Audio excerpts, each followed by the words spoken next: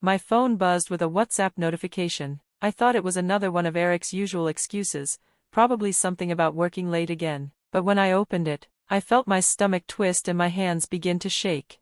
"I'm done with you. Moving to LA with my new girl. You'd better check our savings account. Have fun being broke." For a moment, I just stared at the screen. Then I typed back a short reply, "Good for you," and added a thumbs up emoji. I put the phone down slowly and let out a small laugh. He really thought he'd won. He had no idea what I'd been working on behind the scenes. My name is Lucy Winters. I'm 42 years old and live in Sacramento. For the last 18 years, I've been married to a man who's been lying to me for at least half that time. We have 2 teenagers. Zoe is 16. Jason is 14. They're the reason I've kept going when I felt like falling apart. Eric, my husband, works at a tech company. Over the years, he's done well, climbed the corporate ladder, made good money, and apparently collected mistresses along the way. I work as a real estate agent. It's been a good job, flexible enough to raise our kids, and steady enough to contribute financially. All I want is justice. I want to make sure our kids are secure, that I get what's rightfully mine, and that Eric finally faces consequences for the way he's treated me, for the lies, the manipulation, and the betrayal. The problem is, Eric sees me as someone he can walk all over, a naive, loyal wife who never asks too many questions. He thought I didn't notice the late nights, the trips that didn't make sense, the way he started treating me like I was invisible. But the truth is, I'd seen it coming. I'd been waiting for a message just like that one. For 6 months, I'd been preparing. I'd tracked every strange charge on our bank statements, saved screenshots of texts, and hired help to get the answers I couldn't find on my own. That new girl he was so excited to run off with, her name was Jasmine. She's 22 and wants to be an actress. What Eric didn't know was that I hired her myself. She was the bait in my trap, and he walked right into it. As if on cue, my phone buzzed again. This time, it was a message from Harold, the private investigator I'd been working with. He's booked 2 first-class tickets to LA for tomorrow morning. She's confirmed for tonight's dinner. Perfect. Everything was going exactly as planned. But when I opened my laptop and logged into our joint savings account, my heart sank. There had been a withdrawal, $220,000. Gone. He hadn't been bluffing. That was far more than I expected. My hands tightened into fists. What else had he been hiding? Eric and I met in college. He was the confident, charming business student. I was studying communications, hoping to become a journalist. After we graduated, we got married. I gave up on journalism to support his career. When he got a great job, we moved across the country. I was already pregnant with Zoe by then. I gave everything to our life together. I hosted dinners for his coworkers, raised our children, and tried to be the perfect wife. Once Jason started school, I got my real estate license. I thought I was building a good life for our family. And for a while, it looked that way. We had a nice house, private schools for the kids, yearly vacations, but underneath it all, something felt off. The first real red flag came 7 years ago. I found a receipt for a diamond bracelet, an expensive one, but I never got it. When I asked him about it, he said it was for my birthday, which was still 3 months away. I wanted to believe him, so I did. But after that, I started noticing more: perfume on his shirts, trips that didn't make sense, late nights at the office that became more and more frequent, and whenever I brought it up, he'd flip it on me. "You sound crazy, Lucy. You think I have time for an affair? I'm working for this family." And I would believe him, or at least, I'd try to. But something broke in me last Christmas. He told me he was flying home for our family celebration, but called to say the flight was cancelled because of weather. The kids were disappointed, but I stayed up after they went to bed and checked the airline's site. There were no cancellations that night. I didn't confront him. Instead, I watched more carefully. I saw how he kept his phone face down, how he disappeared into his home office for long calls, how he started insulting me more, calling me boring, out of touch, ungrateful. And then one day, I overheard him through the office door. "She doesn't suspect a thing. Lucy's not that smart." That was it. That was the moment something in me changed. I wasn't going to cry or plead with him. I was going to protect myself, and my kids, and I was going to make sure he paid for what he did. A few weeks later, I sat in a coffee shop across from Harold Barnes, a former detective turned private investigator. I found him through a friend. He was known for being discreet and thorough. He handed me a folder. "You were right," he said.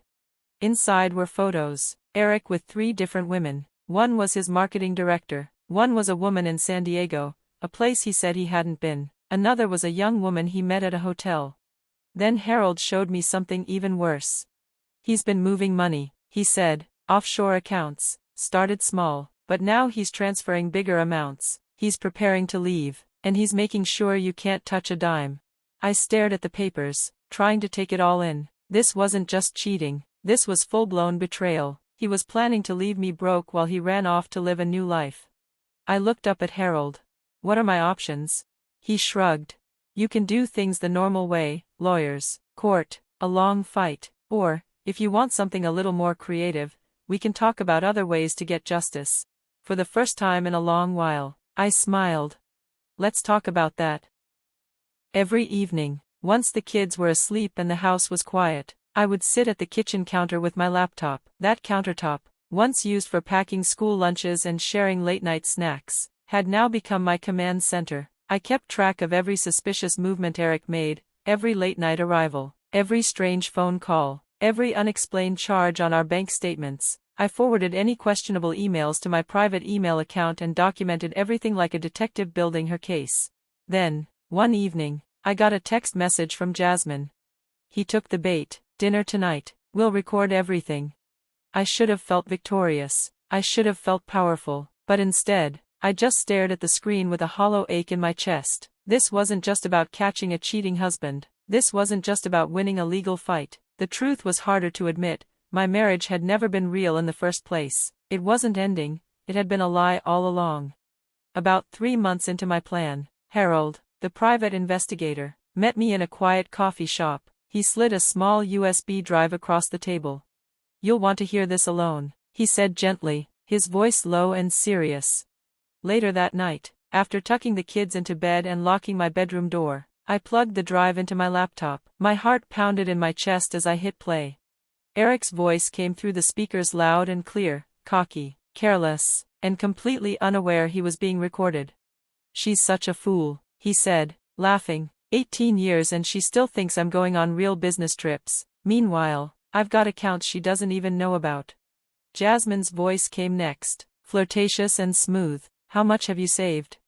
"Over 2 million so far," Eric bragged. "By next month, I'll be closer to 3, all tucked away where she can't touch a dime." I listened, my body frozen, as he explained everything, how he secretly bought properties under a business name, how he siphoned money from our joint accounts, and how he planned to hit me with divorce papers the moment he felt secure. Then Jasmine asked him a question that made my stomach turn. "What about your kids?" Eric's answer was chilling. "They're almost grown. Lucy can have custody, that'll save me on child support. I'll send money for college directly, make myself look like the generous dad. She can figure the rest out herself." I paused the recording and just sat there, trying to breathe. I had expected betrayal. I had prepared myself for lies and infidelity. But this was deeper. This was cruelty without conscience. He wasn't just abandoning me, he was casually discarding our children, too, like we were all just disposable pieces in his game. I clicked play again. More recordings followed. Eric and Jasmine in his secret apartment, planning their move to LA. He promised her auditions, luxury, a new life, all the while talking about me like I was some obstacle he had to sweep aside. Once I moved the rest of the money to the Cayman accounts, "We're free," he said. "She won't even know what hit her." In the most recent clip, Eric explained exactly how he'd clean out our savings account and file for divorce, leaving me financially paralyzed, trying to survive while he dragged everything out in court. I didn't cry, I didn't scream, I didn't even feel shocked anymore. I just felt steady, like the fog had finally cleared, and I could see exactly what needed to happen. The next morning, I called an emergency meeting with Olivia, my divorce lawyer, and Harold. After reviewing the recordings, Olivia looked at me with concern. "He's not just playing around, he's getting ready to move fast. We need to act even faster." "I don't want a fair divorce," I said, my voice firm. "I want him to lose everything." Harold and Olivia exchanged a glance. "There is a way," Harold said slowly, "but it'll mean letting him think he's won, for a while." So we came up with a plan. Jasmine would continue to act like she was falling for him, pushing him to make his move. Meanwhile, I would put on a show, missing work, pretending to fall apart, just like he expected from the heartbroken wife. But behind the scenes, I was in control. I started moving small amounts of money into a decoy savings account, just enough for Eric to notice if he snooped. I wanted him to feel cocky, to believe his scheme was working. That way, he'd move faster, and he'd make mistakes. Men like him always slip when they think they've already won, Olivia said. That's when they're vulnerable. The final piece of the puzzle was Thomas Geller, a forensic accountant Harold brought in. Thomas was brilliant, methodical, and had a reputation for uncovering hidden financial trails no one else could find. If the money's out there, Harold said, Tom will find it. And he did. Within a few weeks, Thomas handed me a full report. Eric had hidden $3.4 million in offshore accounts. He had real estate under shell companies in 3 different states. He'd structured everything to be almost untraceable, but not quite. He's clever, Thomas admitted, but he left enough behind to expose him. Now, it was time to set the trap. At our final meeting, I gave Jasmine her biggest assignment yet.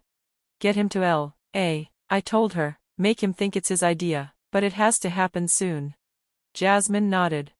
And once you're there, she asked. I met her eyes. Disappear, make him panic, let him feel the rug being pulled out from under him, but before that, make sure he wires a big chunk of his money to you. That's key. Harold raised an eyebrow. That's getting close to entrapment, Lucy. I didn't blink. It's not entrapment, it's justice.